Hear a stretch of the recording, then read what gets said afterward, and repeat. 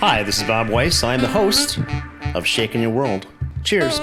Folks, welcome home. We are back at Shakers and another segment of Shakin' Your World. Here we are in the Cuban Hour. Our friend Jose is back for episode number 6, talking about world events and Cuba. And we're pretty much past, well, I don't know where we're past. We're just going to let this thing rip and see where we go with this. Now, you got some interesting articles here. I took a fast look at this in my broken Spanish, and we can start off talking about the Russian arms, I suppose. You do that. You say in 2005, after Vladimir Putin. Hold on a second. Take your mask off. It's covering the mic too much. Right. Go ahead. 2005. After Putin visiting Havana, later on, he came with the Minister of Armor from Roche, went to Cuba. He said he's going to renovate all the armamentisti in Cuba. Sure. New stuff, for the Cuban army. Now, we want to know who we fight, is the question. Who Cuban fight? His own people? Sure. You understand what I'm saying? So because I remember when Castro buy MiG-29 in Spain. Sure. 29 million, 30 million. I don't know how much it cost the MiG. Who's the enemy, right? You understand? Yeah. To parking Yeah. and then fly to see only Havana from that's it, because you don't fight nobody. Right. So why you want to spend so much money in all the countries, so much money when you collapse economy way, Go buy some food, go buy some material to new construction, new cities, make everything brand new, Well, this seems to be the methodology of dictators everywhere, is that to reinforce their position, they buy more military. And they really stoke that up as opposed to providing for their own people. And the Russians obviously are there to facilitate that because they want to maintain that little level of unrest and, of course, to maintain themselves as the puppet masters. So I see that. Yeah. So that's still going on today, though, right? The Russians are today. Still The Russians got very, very good time right now with Cuba. Even through the coronavirus right now, these people using the vaccine from Russia. Sure. No, using like China, Russia, Cuba. Few countries use the vaccine from Russia. Not going to buy the vaccine from paper. Sure. From United States. That begs a question there. Does that mean that Russia is reinforcing their position to keep the Chinese out of Cuba? No. No. I believe these people enjoy together. China got a role in Cuba, but because Russia, from the beginning, the revolution, control better roaming with the Cuban tie because Raúl got better tie with Russia. Right. With China. Even he in China, agree with a lot of stuff, but I believe Fidel likes China more and Raúl got more Russia, sure. On himself, Well, then of course Fidel dies, and then it's Raúl who. And then we have to follow the Russian, right? Like before, because Putin now see Cuba a different way. Before, it's like Politburo and Russia and this, and right now it's straight business. We can open a hotel, we can open a golf club, we can open a lot of stuff in Cuba and bring our own people. Sure. Something Khrushchev didn't appreciate. Like private. Khrushchev just wanted to maintain that as a military position, but the reality is, Putin gets more accomplished by putting hotels up and providing for construction and bringing materials in and things like that, right? Yes. Yes. Now, Putin plus the problem on Crimea. These people don't feel safe no more in all the Dutch he got for vacation around there in the Black Sea. Now he say, we fly to Cuba and we're going to be safe and we're going to have our own private land and we can use it, for our, it's not about business. Because Russia is not like before. All the Russia from working for pennies. Right now you're going to see a lot of rich people from Russia. Right. You understand what I'm saying? In Moscow and everywhere in England, you're gonna see Russia with a lot of money and a lot of potential, and a lot of business open every day, restaurant, a lot of stuff involved, even in the. So I'm curious, you know, the Russians have done a phenomenal job for themselves. You got these oligarchs that control whether it's petroleum or food products, but an awful lot control just like alcohol as well. So are the Russians making inroads into Cuba with alcohol production? Because these people in Cuba, the only thing can do is buy. You want to buy all the alcohol, that way he can provide. Right. Because it's a very hungry alcohol Oh yeah. rush people. These yeah, people of course. drink alcohol all day long, till morning to night. Right. You know, even Polonia buy all around from Cuba because Raul got a lot of ties with Polonia because his wife from before from Polonia, and he lived in Polonia for a minute too. It's how he speaks through Russian and everything. Interesting. So, for example, the Russian vodka comes from Russia, goes to Cuba, goes to Poland. Interesting. Yeah. Interesting. Okay. So, as we've identified in this little series that we're doing here, Jose, is that Cuba is incredibly important for how things are working throughout the entire world that people just don't grasp. And that even includes people that are otherwise astute about things, don't grasp how important Cuba has been as a player, but also how much of so many different things that are considered to be contraband in the U.S. come out of Cuba too. Yeah. So we're talking about a variety of different things, like the plan of Colombia. The Colombian plan here is that, please expound a bit about Colombia as we were talking. Colombian plan be created from America. America wanted soon he opened an embassy in Colombia. He opened a DA office too. Okay. And then he started Plan Colombia. Plan Colombia came and started with the extradition of this cartel head. Because you don't create this type of stuff, these people cannot sign through the Congress and stuff like that in Colombia, approve the tradition. Everybody knows the tradition cost Colombia a lot of life because Escobar, against the government, started killing people left and right because, one coming to the United States and the government signed he had to come, and he say, I want to die in Colombia and not coming to be in prison in the United States. Right. And then he started put bomb everywhere in the cities, supermarkets. And it's how people started against him. Right. Because he started kill innocent people Right. left and right. You understand? Because he wanted to make a statement against the government. Right. Even he making some very brave stuff, like he went to Palace of Justice in Colombia and take it over and burn every single. That way, nobody can find his background or your record from the police, from George, from court and stuff like that. And you burn you because nobody know nothing about you, and you can be a senator or you can be a Congress in his mind. When you know you're a drug dealer, how you put him in your mind, you can be working with the government when you all your life only you can do all your money coming from drug. I got to mention how unique this is, that we're talking about Colombia, we're talking about Escobar, and the new soundtrack from Narcos comes on by itself. But It's you see, timing, huh? yeah, it's cool. You see, right here he say,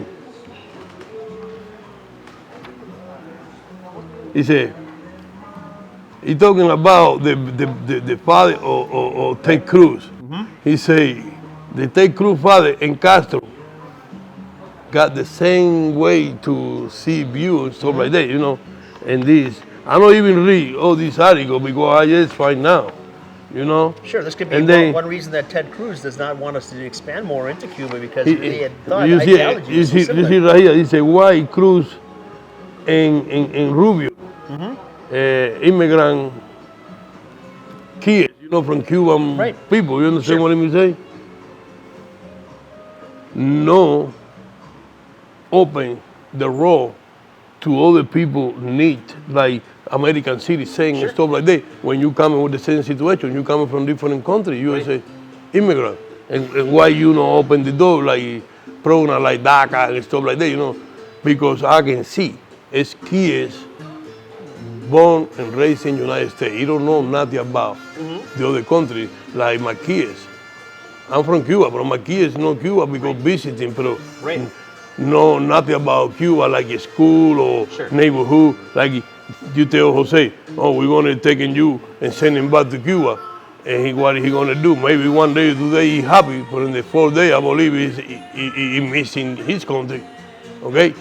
Now, we know, like we went to school, we went to university, we got a good job, we speak English. We born and raised in the United States, and you wanted me to throw out to different countries. I don't think it's not right. You understand what I mean? Now, if I got a criminal record, or I have or do something wrong or whatever, you got a reason to throw me out. But if I don't do I don't do the type of stuff you're talking about. I went to school. I don't got no record. I pay my taxes. I'm American because I born and raised here. Only thing, my father and my mother from different country. Why I have to leave when only I know it's this country. I went to school. I went everything in here. I don't know. You know, it's not too many people, but it's a few kids que supposed to be scratched and say, you American citizen, that's it. And everybody forget about all the situation. You can look forward from different stuff. Like I seen Trump before the election, he project himself. But I believe it's not here. I believe it's the bipartisan. You understand what I mean? Say other people behind, not here. Like the governor for North Carolina, okay? His name is I finna tell you. And then the other guy had to used to be the governor for Alabama. You understand? In one time he had to used to be Minister of Justice in here. Trump take him away because at one point both come across. Trump tell him here do this and he say no, I can do that because it's not right. I'm here to represent the country, not to represent your business. You understand what I mean? Say censor. Right. You understand what I mean? Say censor is his name, session, something like that. And then McCormick project himself because before giving the people from the population the relief because the pandemic, everybody lost his job. He focused on put the woman on the justice before, because you cannot do both things. You can focus on one thing and then later you can focus on the other one. For myself, for my vision, I believe it. The American people coming first, because the judge died. You got time to put another judge, but it's a different type of game. That way, you got 6 people in the same view, and then you have 3 or 4 people. It's hard to get tied or get. Sure. You understand what? It's real hard because you can throw one judge, okay, you can throw 2. When you throw 2, you're gonna be tied. Okay? Entonces, it's very political game right there. Yes. And then never you see before George going to White House to we're gonna never before. Everything has to be in the Capitol Hill, not in the White House. Entonces, political and justice is 2 different things in church and religion. You understand what I mean? It has to be separate. And this man right here, I believe it. You know, I don't think he's doing bad job. You understand what I mean? Say? What I believe it, he don't know when the time came. He know, and he know how to deal with the pandemic. That's how he lose the power. But he got a lot of people following here, and you're gonna see in 2024. Believe me, it's very, very powerful man, because when you had all the fight, you understand what I mean? Say, even everything went bad. You know, everybody got different view. Well, I believe it. He's not political, but he trying to run in country like he's running his business. It's not working like that. No, When you run the government, you have to be more flexible with people. Right. Government's much different than business. And he very strictly, see black and white. He, see, Yep. See red. See yellow. You understand what I'm saying? I do. Well, since you mentioned the pandemic, let's talk about that for a moment. Cuba has done a really effective job. It's like 11 million people on the island, right? Yes. The entire country is 11 million people, so twice the size of Wisconsin, about, right? Population-wise, at least. But they've got a really small mortality rate because they've taken some measures that we certainly did not in the U.S. to get on the front side of the pandemic. And you want to talk about that at all? Yes, I can say, I speak to my brothers and sisters, in the front, in the front line, what I seen in my neighborhood, Yep. few people come out positive. What did the government do? And take a whole neighborhood and trucks to one place, whole neighborhood. Okay. Entonces, he doing the test. And they quarantine the entire, right? The test, See you coming, he do the test to you. See you coming clean, you go. See you not coming clean, you go different way. Right. And then separate the pandemic people from the other, and then Sure. who quarantine, Right. And after 7 o'clock nobody can come out, Right. and a lot of stuff, like that. Right. And then starting clean all the street and do a lot of sanitation stuff. So neighborhood by neighborhood. By neighborhood. Right. It's how these people control. Right. These people deal with disease and stuff like that before. It's nothing new. And in Cuba, because we have a lot of doctors and stuff like that, we looking like disease in different type of way, how you control, like China. We looking that way. Well, I can see one of the reasons that happens though, because in Cuba you don't have a lot of people that are driving around or driving far distances. You stay fairly localized in your own neighborhood, right? So you can do that. It's different. But then you think about something like the U.S., where people are constantly in motion, where people even from city to city are constantly driving from point A to point B. So that same methodology would not work here. It's impractical, right? Unless you shut everything down completely, and then you've got a period where nothing moves at all. You see, the first thing you have to how the pandemic came to over here, and Spain, Italy, Right. very hard in the time. Right. He said, take all the Italy, all the people from Spain, Right. and put them in one place Right. and see what's going on. And then it's how these people see how it come out. Like, few Italy, a lot of Spain people come out positive. Now we know how we get it. You understand? Entonces, soon you got these people in control, and then we go to the city. But how you get around? Oh, no, I went here, I went there, I went here. Entonces, all these places, quarantine, grabbing everybody. You understand? It's how you follow the pandemic. And then when the point you say, bueno, from here, nobody else touch nobody. And then we got control already. But see, America no do that. Like right now, it's easy when you find the cure. Sure. Now we got a good shot. We already got. Right. But before it's very scary. You see people on the hospital, all the tubes and everything. It's very scary. You understand? Yeah, ventilators, absolutely. Well, For real. I'm interested because when I was on radio on WLIP, I was talking about this a year ago, not quite a year ago, but starting January, February. I was talking about how Italy got hit first, Spain got hit very hard, and there is a genetic correlation between Italian people and Spanish people. And I was wondering if this particular virus wasn't more reactive to people of that DNA formulation. Okay, but because so many people from Cuba can directly trace themselves back to Spain, we've talked about the correlation between them time and again. I'm amazed that the numbers aren't higher. So I guess I would be erroneous in my conjecture that it was more destructive towards people that had that genome code. I believe it, because Spain, Italy, and people from Cuba living longer in a lot of countries. You understand? Now, when the pandemic coming like that, and you find a lot of old people like 70, 80, 90 Right. years old, and all your body is weak. You understand what I mean? It's how kill all the people from Spain and Italy, Right. because you're going to see all the people from 80s, 90s, you know what I'm saying? It's the first people started dying. But when you're going to see all of the other country, you're not going to see too many people living longer like that. Okay. You understand? And I believe it's always what happened.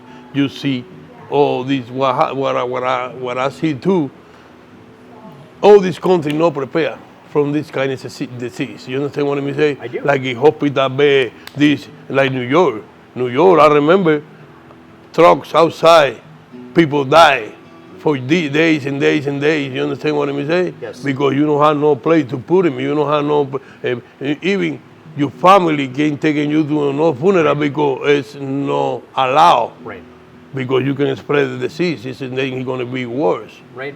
You know? And then New York control very well.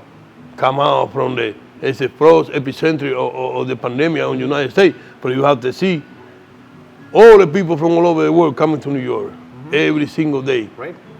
That's why it's hitting like that.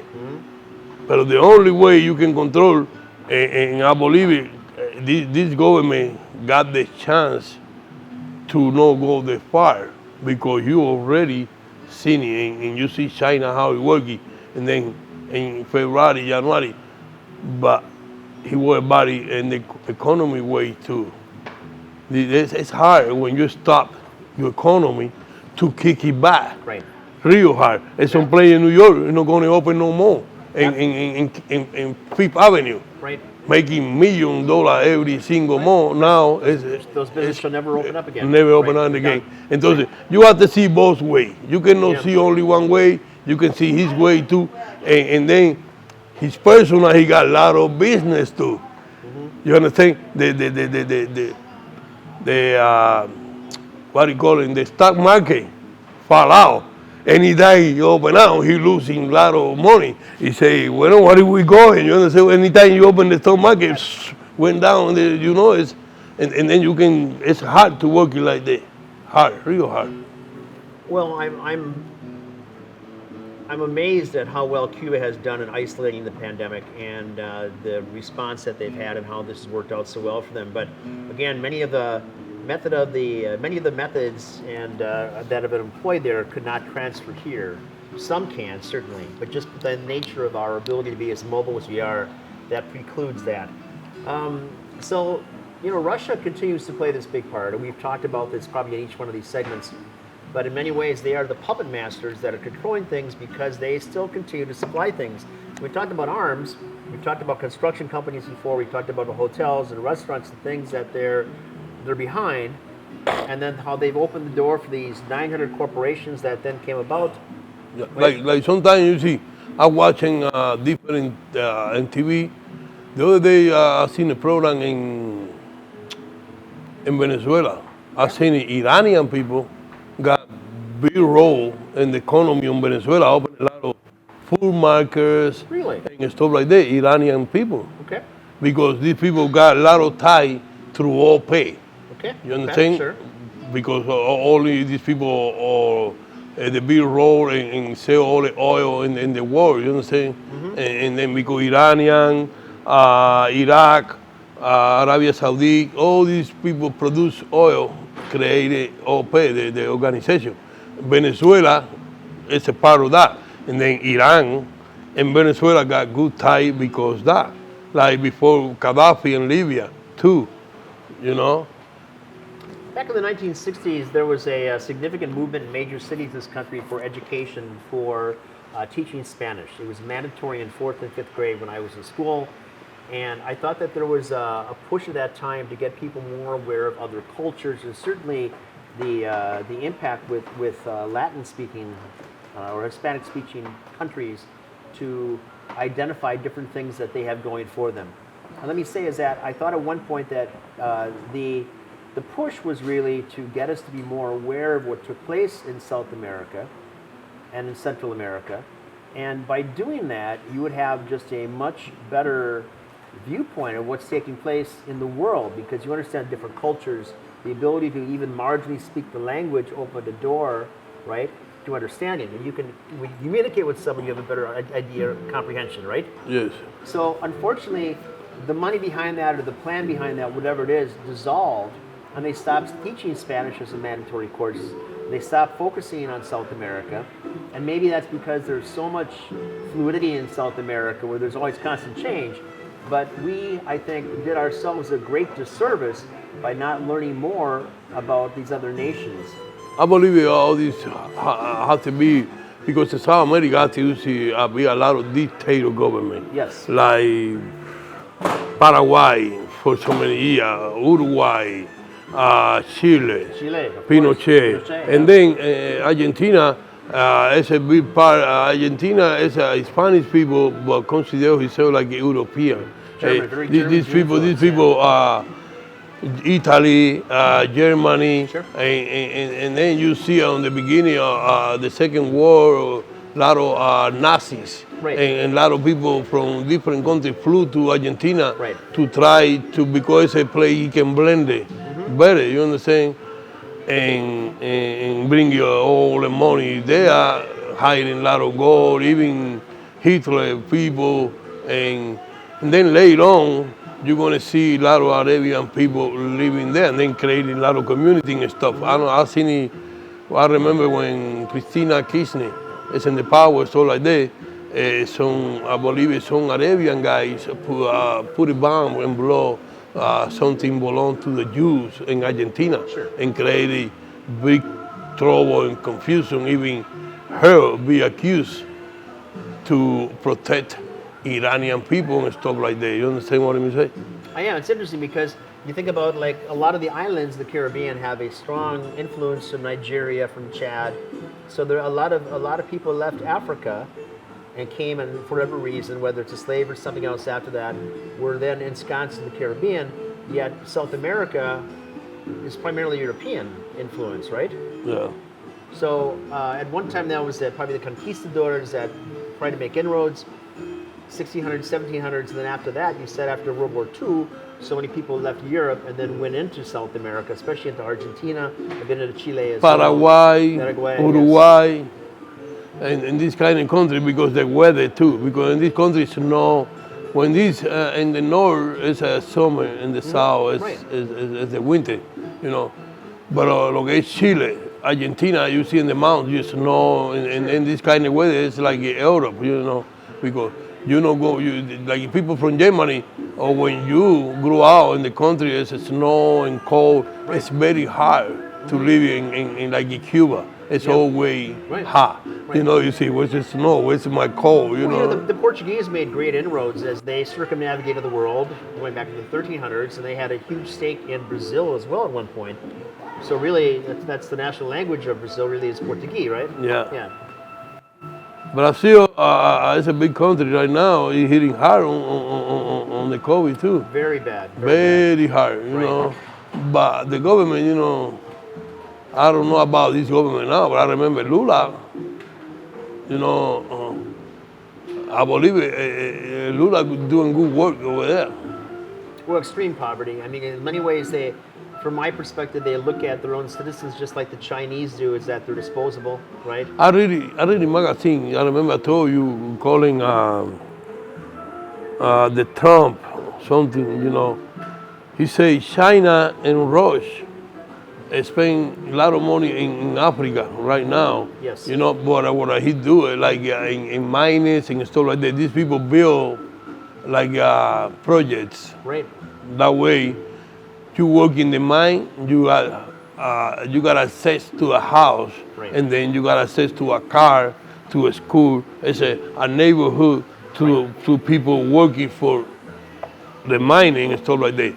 Entonces, China got this on Cameroon, I believe Sierra Leone, and Ross too. Mm-hmm. Now, all these places empty because before the mine starting do nothing, nobody can go living, nobody can go do. This neighborhood is like a ghost town right now.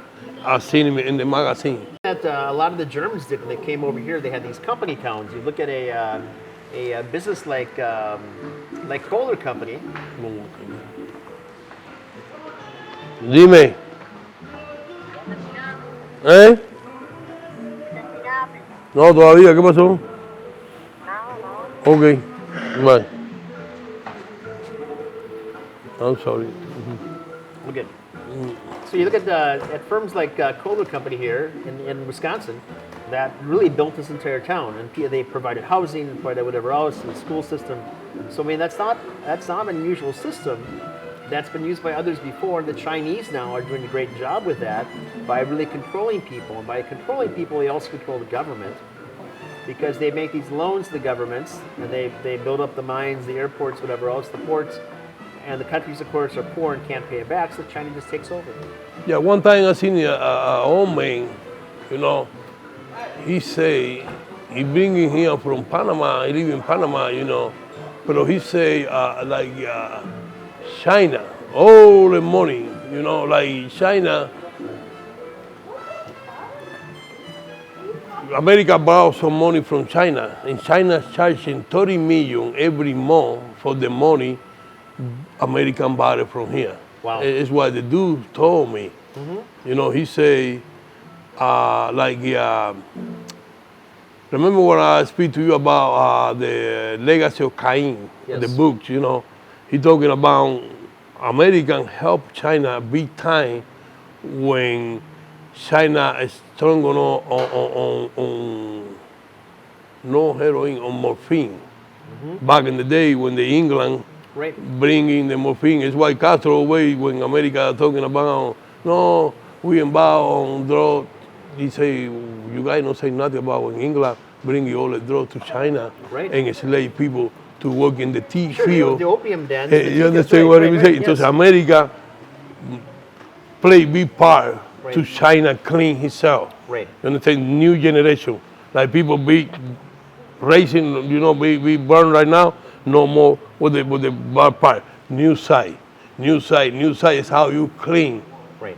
New generation in America working big part on this situation is how China Yes. or America, a lot of stuff are reading in the book right there. You never know about it, you know what I'm saying? Yeah, there's so much that takes place in the world that people just are not aware of, right? You know. And unfortunately, you know, we of course got our CIA there. That has been in many ways meddlesome. I suppose in some ways they think that they're saving some things, but the reality is, Like not too long ago, you know, I remember when the Lopez Obrador, Okay. the president from Mexico, sure, he tell the king from Spain, we have to celebrate Christopher Colombo and stuff like that. He said, what we need, hey, you give it back, all the gold and all the stuff, you take them away from our country. Send something back. That way we can sure, provide our people, or we can create a different infrastructure and stuff like that. Because you take all the gold and all the stuff, and now you're talking about like you was a big conquistador and stuff like that. Only you did is oppression and taking, right, you know. And then people went crazy. The king talking, he say, hey, you better forget about that. You can. We cannot have all the resentment for what all the people did before and stuff like that, because we're different now and like new generation, and we don't got nothing to do what other people did before. Only we do is follow the history. right. Simple that. Follow the history, sure. You know, Interesting history they all have too. I'm thinking we can wrap it today and we can come in different day. Because she don't feel well, and No, I understand. okay. No, always welcome back. And it just, you know, everything we've talked about here just brings home again now how everything is equal in Cuba, but some things are just more equal, right? Because Like right now we got it. Right now in Cuba we got it. I believe we in the good part, or like I remember from in 1980. He coming with the myriad board list. It's like a cookie pressure for the government, and then a release when all the people like came to United States. Like 500 people went to Canada, 500 people went to Spain, 500 people went to Costa Rica, and then 120,000 people came to America. Right. And the government got released. Everybody is discontent because the Peru embassy in Havana. It's a boss went inside the Peru embassy and they Really? killed one of the guards, Castro guard.